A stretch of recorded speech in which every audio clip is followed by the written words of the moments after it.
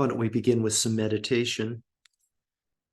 Please settle into a comfortable meditation posture. And using whichever method you find most effective, please allow both your physical body and your mind to start to settle and rest,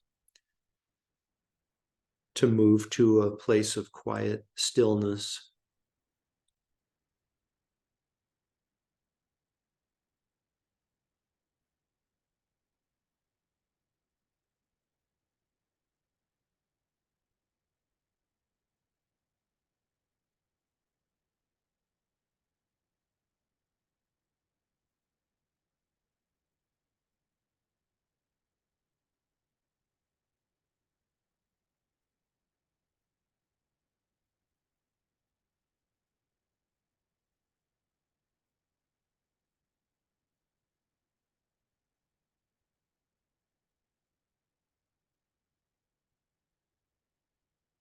Now is not the time to reflect on events that have occurred in the past. Those events cannot be changed, undone, or relived. Nor is this the time to speculate about events that may or may not occur in the future. The future is completely uncertain. Now is the time to be fully present here in this moment. Now is the time to give yourself full permission to enjoy engaging in a practice that's going to bring you a peaceful state of mind, and at the same time contribute to the creation of a peaceful world.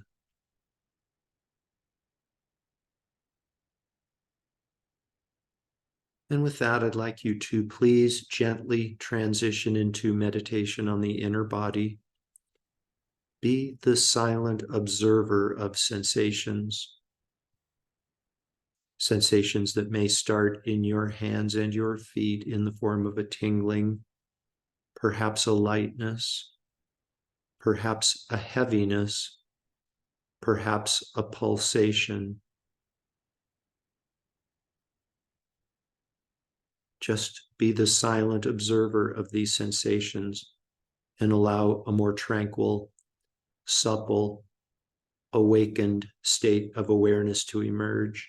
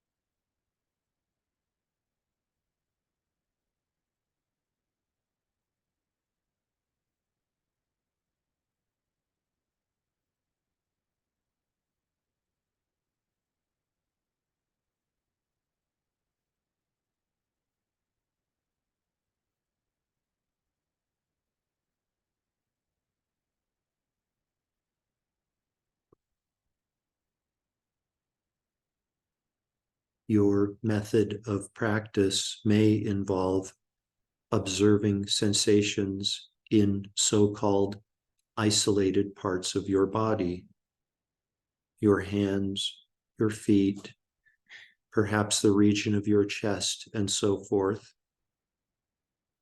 Please know that this is a perfectly valid method of practice. Perhaps an even more valid method of practice is for you to observe one universal sensation that extends from the crown of your head to the tips of your fingers, the soles of your feet, and all space in between. Whichever method you may happen to be practicing, please continue to silently observe. No praise, no blame, no expectation, no speculation.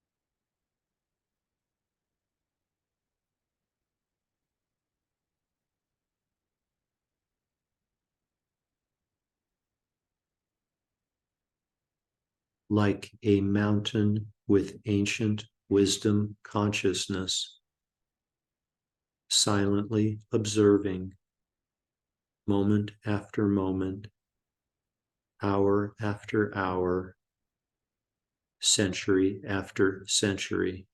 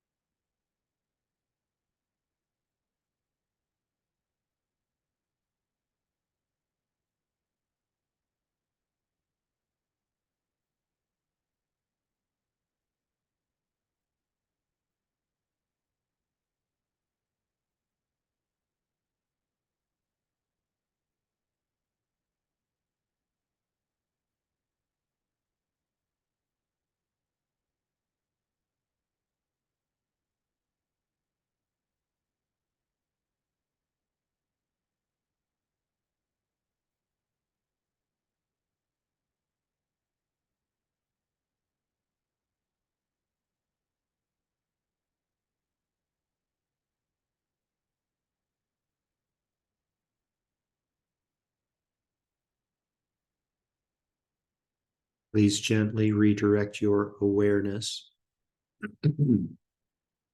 Become aware again of this entity we've decided to label physical body, and allow your breathing to become less shallow.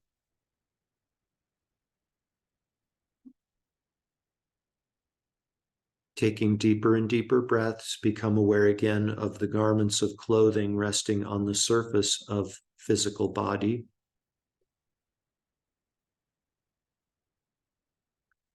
Become aware again of your surroundings inside the room that you're occupying. Deeper and deeper breaths, and become aware again of the world that exists outside of the room that you're occupying.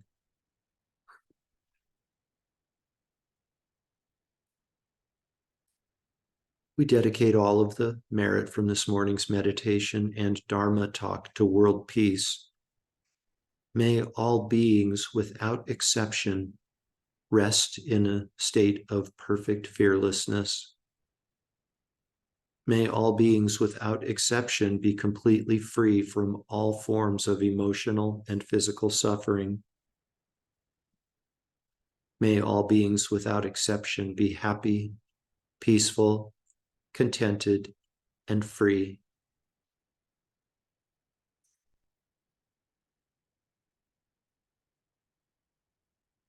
Completely fill up your belly and lungs with air, and when you're ready, you can open your eyes and bring your meditation to an end.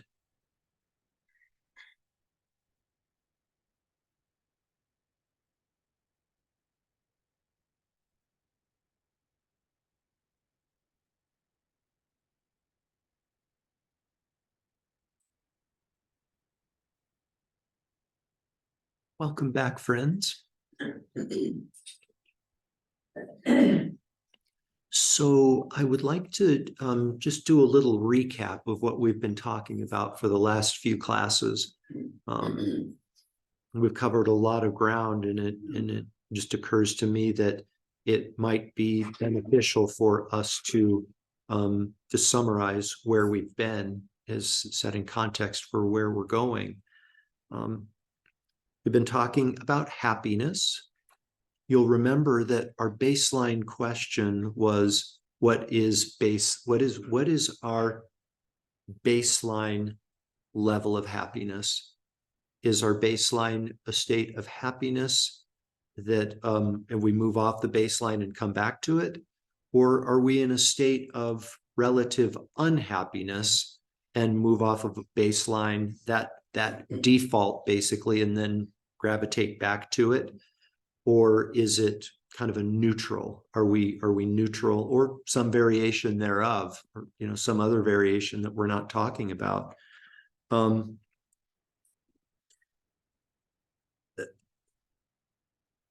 Most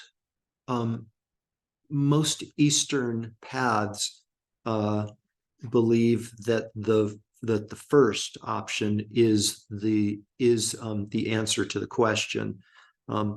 I'm not an expert in all Eastern paths. I really am only familiar with one, that's Buddhist view.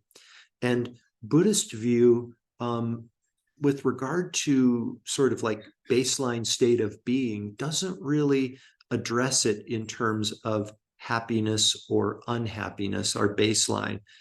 Buddhist view says that our baseline is not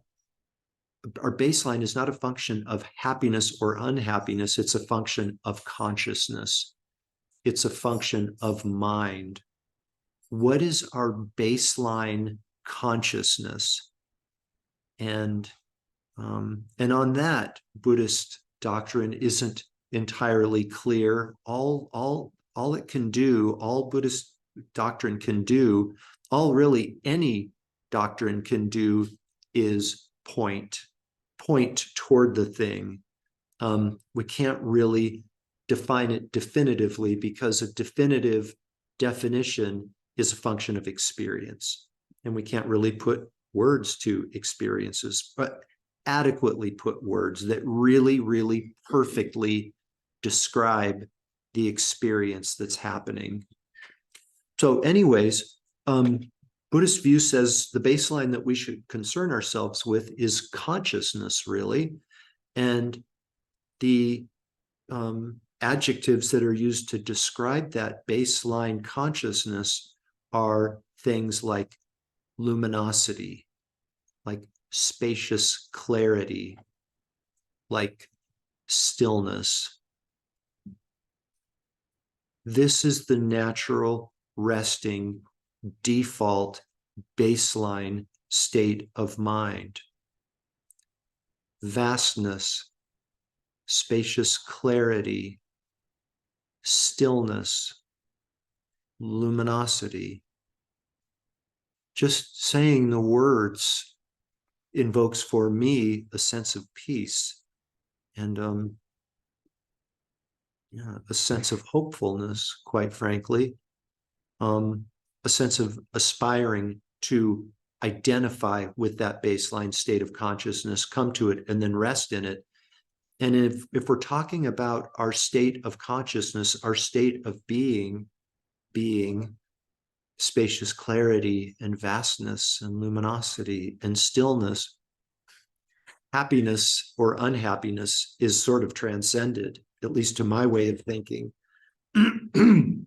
So what we've talked about most recently is what causes us to move off of that baseline, that baseline state of clarity and luminosity. The answer that we offered was feelings.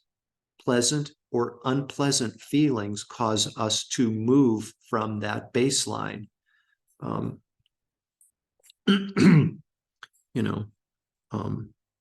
Something doesn't go the way we think it should go or the way we expected it to go, right?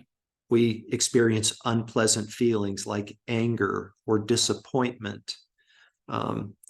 Things do go the way we hoped they would, we thought they would, we expected them to go, and we're like, yay, it's working, it's going the way I wanted to, I got my way. And we experience excitement and attachment, sometimes called desirous attachment. Those are called delusions, and they rob us of, quite frankly, they rob us of our birthright, which is that spacious clarity of consciousness. What is the source of the feelings that arise and move us off our baseline consciousness? Karma. Remember the saying. I hope you've committed it to memory. The fully ripened effect of karma is feelings. It is through our actions of body, speech, and mind, and more specifically, the intention behind our body, actions of body, speech, and mind, that give rise to certain feelings, pleasant, unpleasant, neutral, and those can disrupt our natural resting place of spacious clarity and peace, really, peacefulness. So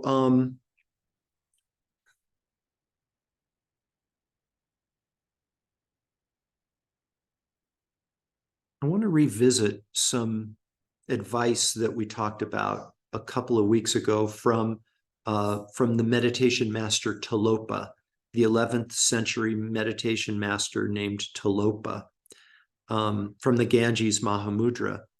And Tilopa's advice is, allow the cloudy water of thought to clarify itself or to clear itself. Do not attempt to stop or create appearances. Leave them as they are. If you are without acceptance and rejection of external appearances, all that appears and exists will be liberated as insight. There's a lot there, and maybe someday, hopefully someday, we'll unpack that whole verse. But for now, I'd just like for us to bring our awareness to the first line. Allow the cloudy water of thought to clarify itself or to clear itself. in that sentence, Tilopa is likening the clarity of mind with the clarity of water. And whereas stuff, dirt or silt or contaminants or whatever gets in the water and clouds the nature of that water, the clear nature of the water, in the same way, thoughts cloud our clear state of consciousness. Isn't that curious? Baseline nature of consciousness is spacious clarity, and it is thought, conceptual thoughts that cloud or obscure our ability to experience and rest in that spacious clarity of consciousness. Very, very important. And problematic, I think, because we Homo sapiens like to think, right? We're kind of thinking machines. And we sort of, over the years, I think, have been confused into believing that we can think our way into being happy. If that was possible, we're Homo sapiens. We've got, of all the critters walking the face of the earth, we've got the biggest, most sophisticated brains. If we were able to think our way out of suffering, to think our way into being happy, it would have happened right now. Actually, the opposite has happened. By thinking too much, we have created an even bigger mess, right? So, Tilopa's advice, allow the cloudy water of thought to clarify itself or to clear itself.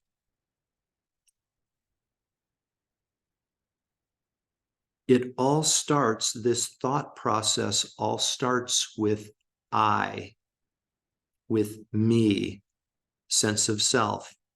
I am. So it starts with I, we add to it, I am. All of a sudden we're clinging at mind-made phenomena like sense of self, like I am, a truly existing sense of self. And then comes things like I am happy. I am unhappy. I don't deserve this. I deserve better. I feel badly.